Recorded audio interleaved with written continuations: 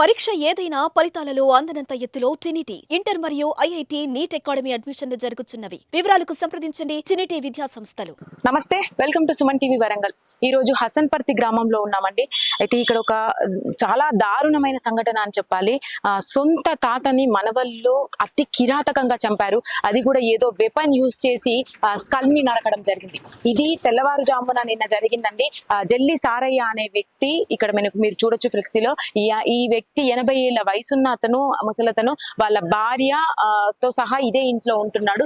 అయితే నిన్న early morning వాళ్ళ కొడుకు, సొంత కొడుకు పిల్లలే ఇక్కడ ఎదురుగా ఇంట్లోనే ఉంటారు. కోడలతో సహా కొడుకు చనిపోయినాడు. ఆ కోడలతో సహా ఉన్న ఆ వ్యక్తులు ఎవరైతే ఉన్నారో వాళ్ళ పిల్లలు, 3 వ్యక్తులు ఆ పిల్లలతో సహా వచ్చి ఇక్కడ అటాక్ చేయడం జరిగిందంట. అప్పుడు సొంత కూతురు ఇక్కడ ఉన్నది. ఈ జల్లి సారయ్య గారి కూతురు మాత్రం, మనవరాలు మాత్రం హాలిడేస్ కి వచ్చింది. ఆ అమ్మాయి మాత్రమే ఉంది. భార్య బయటికి వెళ్ళేసి ఇక్కడ పాల ప్యాకెట్ తెచ్చుకోవాలని వెళ్ళిందంట సారయ్య గారి భార్య. అయితే ఆ సమయం చూసి వాళ్ళు అటాక్ చేయడం జరిగింది. 3 కూడా చాలా అతి దారుణంగా అటాక్ చేశారంట.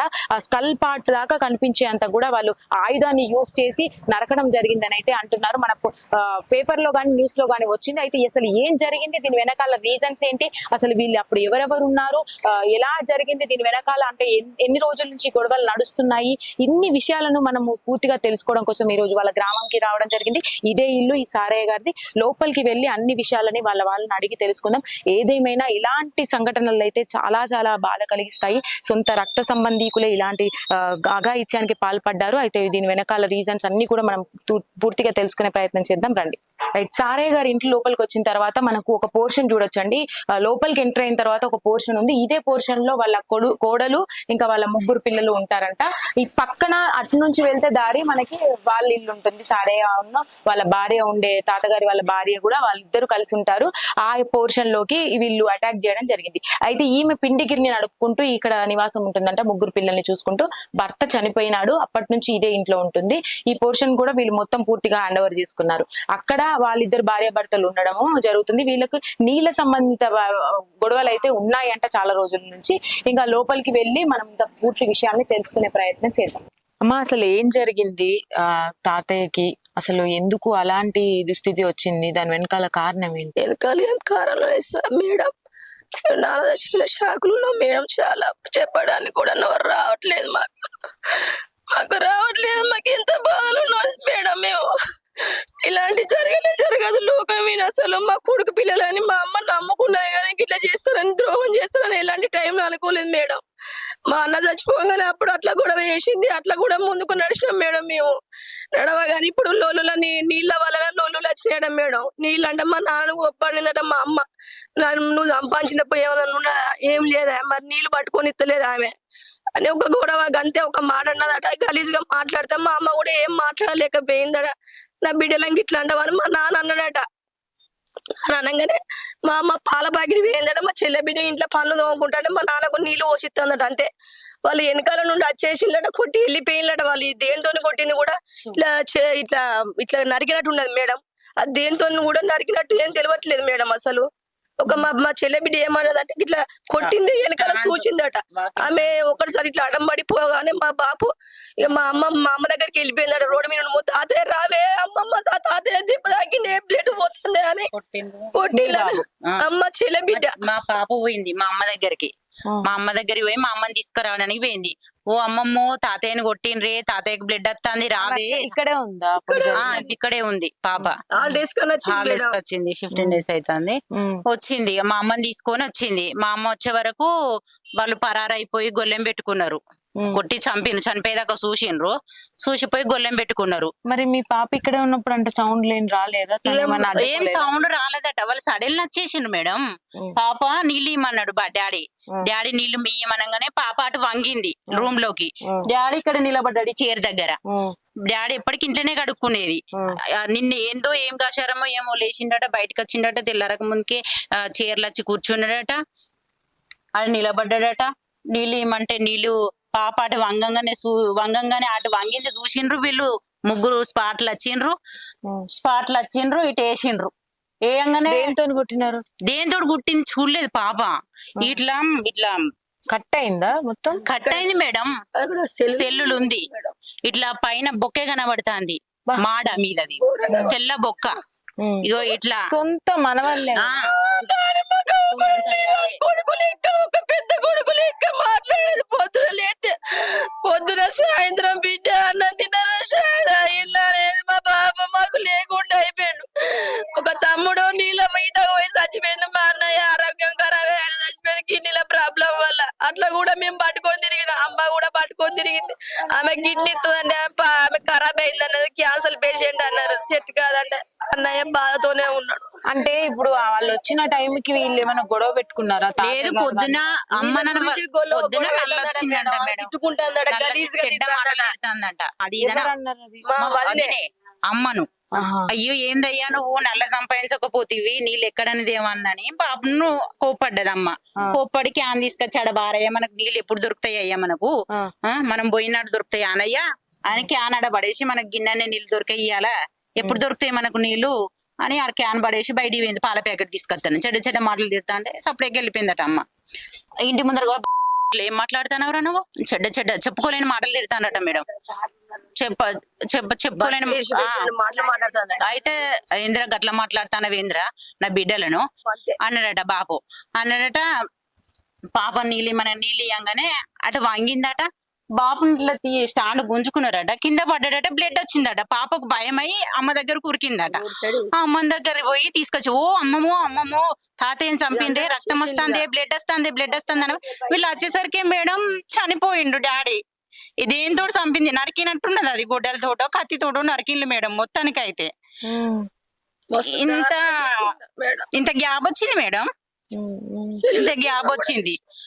నరికిన్లు ఇక వాళ్ళ చుట్టుపక్కన వాళ్ళు వచ్చి పడుకుని ఇట్లా లేబట్టిండ్రు ప్రాణం ఉన్నది అనుకోని. పాకర్ స్టాండ్ తో కొడితే అంత దారుణంగా కట్టగా అది రేకు, అది ఏదో ఒకటి వాడినారు వాళ్ళు, ఆయుధం వాడినారని అదే అంత పైచాచికమైన సొంత రక్తమే కదా మీకు. మీరు ఎదురుగా ఉన్నా కూడా అంత పగలు ఎందుకు ఉంటాయి? ఒకరినొకరు చంపుకుని. ఏమో తెలియదు. ఇద్దరు ఆడపిల్లలేనా? మా అన్నయ్య వాళ్ళు ఇద్దరు చనిపోయినాయి, మేము ఉన్నదే ఇద్దరు మేడం, ఇద్దరు ఉన్నదే ఇద్దరు మేడం. ఆయన మీ నాన్న అన్నయ్య చనిపోయింది. ఆయన ఒక వదినే ఉంటది ఇక్కడ, పిల్లల్ని బట్టి. ఆయనకి ఎంత మంది పిల్లలు? ముగ్గురు కొడుకులు వచ్చినారా నిన్న పని చేసినప్పుడు? ముగ్గురు కొడుకులు, తల్లి, నలుగురు. మీ వదిన ఇప్పుడు ఇక్కడే ఉందా? వాళ్ళందరినీ తీసుకొని వెళ్ళిందా? ఎంత జైలు చేసినా ఏది చేసినా మళ్ళీ మీ నాన్న అయితే తిరిగి రారు మేడం. పగలు పెట్టుకొని మా అమ్మకు నాన్నతోడు, నాన్నకు అమ్మతోడు చేసిండు మా నాన్న. మేము చూసుకోకుండా గత దారుణంగా చంపిల్లు మేడం. ఇలాంటి దారుణం ఎక్కడ జరగదు మేడం. వాళ్ళకు తగిన చర్య తీసుకోవాలి మేడం. ఇలాంటిది ఎట్లా చూసుకుంటే ఇంకా చాలా మంది నేర్చుకోవడం ఉంటారు మేడం. మా నాన్న మాకు అవ్వడు మేడం. నిన్న ఒక రోజు మాట్లాడబోదు, నాకు నిద్ర పడతలేదు మేడం. ఇప్పుడు వెళ్ళిపోయింది మేడం, ఇప్పుడు ఇంటికి వెళ్ళిపోయింది. మళ్ళీ వాళ్ళు చంపి కూడా మా పాప మీద, మేము ధర్మసాగర్ లో ఉంటాం మేడం. ధర్మసాగర్ వెళ్ళిందా పాప? మా అమ్మ ఉన్న మా పాపే చంపింది అంటున్నారు మేడం. వాళ్ళే చంపి ఆ ముసలిది మనమరాలు చంపిండ్రు. వాళ్ళు అబద్ధాలు ఆడతా, నాన్న చనిపోయినా కూడా చనిపోలేదు అని అంటున్నారు మేడం. అది నాటకం ఆడుతున్నట్టు. మా నాన్న నాటకం ఆడేటోడైతే లేవపోనా మేడం. మా చిన్నమ్మ వాళ్ళు, మా తమ్ముళ్ళు వాళ్ళు ఇక్కడ దగ్గరలో ఉండాలి. వాళ్ళు అందరు వచ్చేసరికి ఇంకా అదే మీరు వచ్చిన వాళ్ళు సపరేట్గా పోవాలి. మీరు ఏం మాట్లాడదు, అవాజ్ ఎత్తద్దు. ఇక్కడ మీ ఇళ్ళకి వచ్చి ఎలాంటి మాట్లాడతలేమంటుందట ఆమె. అంటే మా బావ, మా తోడబుట్టిన మొగ మా బావ, మేము అత్తం పాలన బరాబరగా అత్తం, నీకేం అవసరం లేదు, మా బావ ఎట్లున్నాడో చూడాలి మేము ఫస్ట్ అని వాళ్ళు వచ్చేసిండట. ఆయన లాబట్టిందట.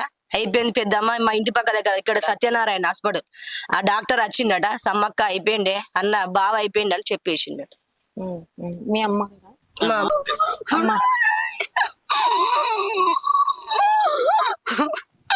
బాధపడకండి. అసలు ఏం జరిగిందో చెప్పడానికి ప్రయత్నించండి. అసలు ముందు ఏమన్నా గొడవలు పెట్టుకున్నారా? ఇంతకు ముందు అట్లాంటివి ఏమన్నా కొట్టడానికి వచ్చినారా వాళ్ళు? వచ్చేది మేడం. అయితే కొట్టడానికి నల్ల నీళ్ళు పట్టుకుంటే సార్ కొట్టడానికి అత్తాన్లు. ఏమన్నా కానీ నిన్న నల్ల అత్త అంటే ముసలాయన గవాల పైపు చేసుకుని నల్ల నీళ్ళు పట్టుకున్నామన్నా ఇవాళ కత్తే. అయ్యో ముసలోడా, నువ్వు ఇంత కారెక్క నేను పేరు వేరే సంసారం చేస్తావు, మనకు నల్ల లేదే, కడుపు కారెక్కలు పెంచినామన్నా మేడం. ఆమె చోటు బిడ్డలు నాకు ఇద్దరు ఉన్నారు.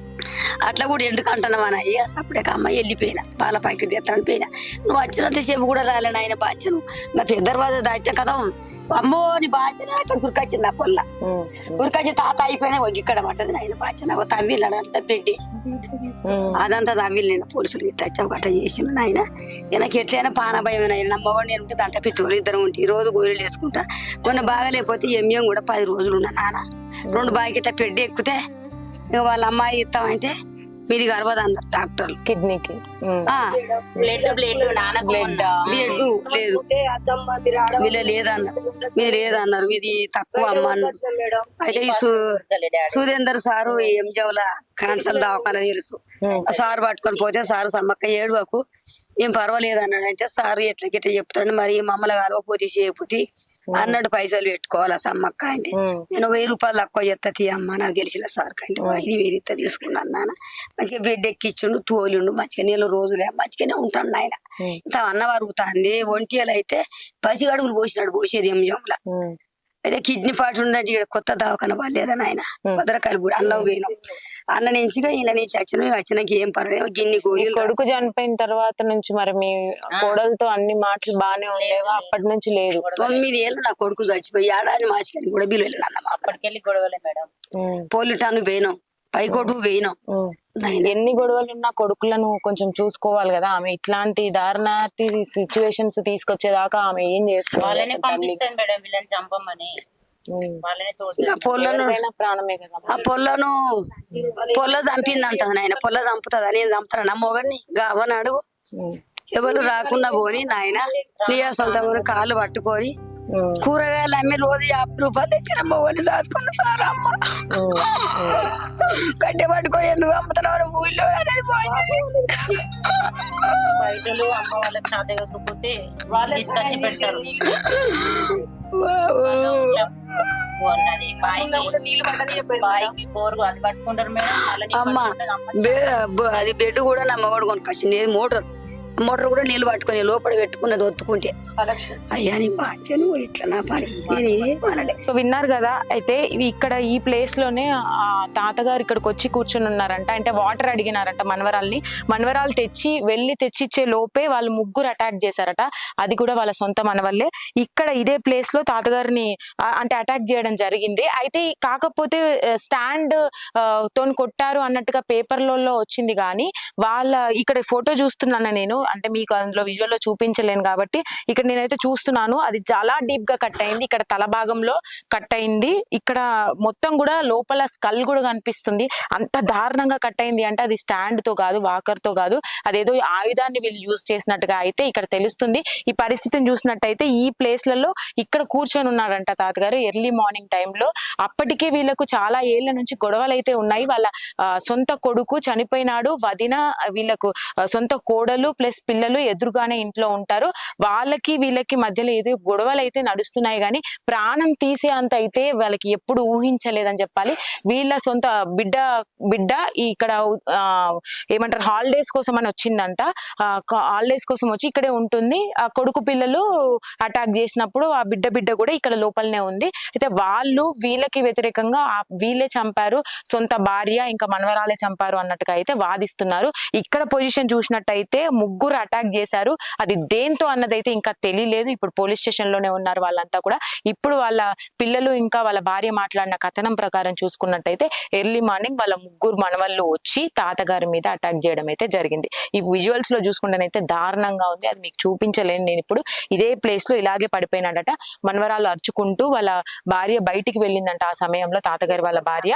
పాల ప్యాకెట్ దేవడానికని బయటికి వెళ్ళింది ఆ సమయంలో మనవరాలు అరుచుకుంటూ వాళ్ళ అమ్మమ్మ దగ్గరికి వెళ్ళడం జరిగింది పిలుచుకురావడం జరిగింది చుట్టుపక్కల వాళ్ళు అప్పుడే వచ్చి దీన్ని చూసి పరీక్షించి అప్పుడు ఇక్కడ ఆర్ఎంపీ డాక్టర్ ఒక అతను ఉంటే ఆయన పిలిచారంట అప్పటికే ఆయన మరణించడం జరిగింది అయితే పోలీస్ స్టేషన్ కి ఫిర్యాదు చేయడం జరిగింది వాళ్ళు వచ్చి ఆ ఎదురుగా ఇంట్లో ఉన్న వాళ్ళ కోడల్ని వాళ్ళ పిల్లల్ని అయితే తీసుకొని వెళ్ళారు ప్రస్తుతానికి వీళ్ళ మనవరాలు ఇప్పుడు ఈ రోజున వీళ్ళు ధర్మసాగర్ లో ఉంటారు వాళ్ళు అక్కడికి వెళ్ళడం జరిగింది ఆ పాపని పంపించేశారు ఇక్కడ నుంచి ఆ పాప ఇప్పటికే భయభ్రాంతులకి గురై ఉందంట అసలు ఏం జరిగిందో తెలియలేని పరిస్థితిలో ఆ అమ్మాయి ఒకతే ఉంది కదా అప్పుడు కొంచెం షాక్ లో ఉండిపోయిందంట. ఇప్పుడు వీళ్ళు మాట్లాడడం జరిగింది. ఇంకా ఏదేమైనా కూడా ఇంత పైశాచికంగా బిహేవ్ చేశారు అంటే వాళ్ళ తల్లిదండ్రుల వాళ్ళ తల్లి పెంపకం ఎలా ఉంది, వాళ్ళు ఎలా ఉన్నారు, ముగ్గురు మగపిల్లలు అలాంటి దారుణాన్ని కొడిగట్టారంటే వాళ్ళ ఆలోచన శక్తి, వాళ్ళ విచక్షణ ఎలా ఉందనేది అయితే తెలుసుకోవాల్సిన అవసరం ఉంది. ఇలాంటి సంఘటనలు మరి రక్త సంబంధం ఉండి కూడా ఇలాంటి దారుణమైన ప్రవర్తన వాళ్ళకు వచ్చింది, రక్త సంబంధాన్ని కూడా ఇలాంటి సిచ్యువేషన్ కి తీసుకొచ్చారు అంటే అసలు సమాజం ఎటుపోతుంది. వీళ్ళకి అవగాహన శక్తి లేకపోవడం వలన, లేదంటే ఆ లోపల నుంచి వాళ్ళకి ఆ సైకోయిజం పెరిగి రోజు రోజు అలాంటి ప్రవర్తనకు వచ్చారు అనేది అయితే తెలియాల్సి ఉంది. ఏదేమైనా పోలీసులు దీనికి కఠిన చర్యలు తీసుకోవాలి. ఇలాంటి మళ్ళీ ఎప్పుడు జరగకుండా అయితే చూడాలని కోరుకుందాం మనం కూడా. ఇంకా దీని గురించిన విచారణ అయితే మనం తెలుసుకుందాము. అసలు ఎలా జరిగింది, ఏ ఆయుధాన్ని వీళ్ళు యూజ్ చేశారు, అసలు అంత డీప్ గా కట్టవడానికి వాళ్ళు ఎన్ని రోజులుగా ఇట్లాంటి ప్లాన్స్ వేస్తున్నారు, అన్ని విషయాలు అయితే తెలుసుకునే ప్రయత్నం అయితే చేద్దాం. సారయ్య గారు చనిపోయినప్పుడు ఈ డాక్టర్ అటండి చూసింది. మీ పేరండి? నా పేరు సత్యనారాయణ. సత్యనారాయణ గారు, అంటే వాళ్ళు మీ దగ్గరకు వచ్చి పిలిచినప్పుడు ఆయన పరిస్థితి ఎలా ఉండేది? పిలవలేదు. వాళ్ళ వీళ్ళందరూ రక్తం పోతుంది అంటే నేను అప్పుడే లేసా 6:30కి. లేచిన తర్వాత ఇప్పుడే నేను అయోడిన్ కాటన్ అవి తీసుకొని వెళ్ళినా. నార్మల్ గా గాయం అనుకున్నారు అని వెళ్ళేసరికి వెళ్ళి ఆయన కూరగబెట్టి కూర్చోబెట్టి ఉన్నాడు. నేను పోయి పల్స్ చేసేవరకు పల్స్ లేదు, చనిపోయాడు. గాయం ఎక్కడ ఉందండి మీరు చూసినారు? గాయం ఇక్కడ అంటే ఒక స్టాండ్ ఏదో వాకర్ ఆయన యూజ్ చేస్తాడట, దాంతో కొట్టారు అన్నట్టుగా పేపర్ లో పడింది. అసలు దాంతో కొడితే అంత పెద్ద గాయం కాదు కదా, మీరు చూసినారు కదా గాయం ఎంత డీప్ గా ఉంది. అది దేంతో కొట్టింది మేము చూడలేదు అసలు. ఆ టైంకి ఎవరు లేరు ఆడ. ఆమె బయటికి పోయింది ముసలమ్మ. అక్కడ ఓన్లీ వాళ్ళ మనవరాలు కూడా లేదు. ఆమె బయట ఇటు వచ్చింది. ఆయన కూర్చొని ఉన్నాడు కుర్చీలో. కూర్చొని ఉంటే అసలు ఎవరు కొట్టిండ్రు ఏమైంది తెలియదు. ఎవరు కొట్టిండ్రు అనేది అన్నాక కొట్టింది ఎవరు అంటే వాళ్ళు చిన్న మనవారని తర్వాత తెలిసింది. వాళ్ళ ముగ్గురు మనవాళ్ళ తెలిసింది. ఇక్కడ ముగ్గురు మనవారు కాదు, ఒక్కడే మనవాడు, చిన్న మనవాడు కొట్టాడని తెలిసింది మీకు. అయితే ఇక్కడ మీరు చూసిన గాయం ఏదైతే ఉందో అది ఎంత డీప్ గా ఉంది? అదే డీప్ గానే ఉందండి. అది కుక్యంగా ఉన్నట్టున్నది. అది చింపింది ఇక్కడ వరకు, కట్ అయిపోయింది. అట్లే ముందుకు పడ్డాడంట కుర్చీలో. ముందు పడి వెంటనే పడిన వెంటనే పొయ్యి ఉంటది బహుశా. వీళ్ళు పోయి చూసి చేసే వరకు అప్పటికే పోయి లేట్ అయిపోయింది. మీరు చూసినప్పుడు అయితే పల్స్ లేదు. నేను ఇప్పుడే వచ్చేసిన అలా అన్నం పోయింది అన్న వాళ్ళకి పోలీసు వెంటనే కాంప్లైంట్ వచ్చింది.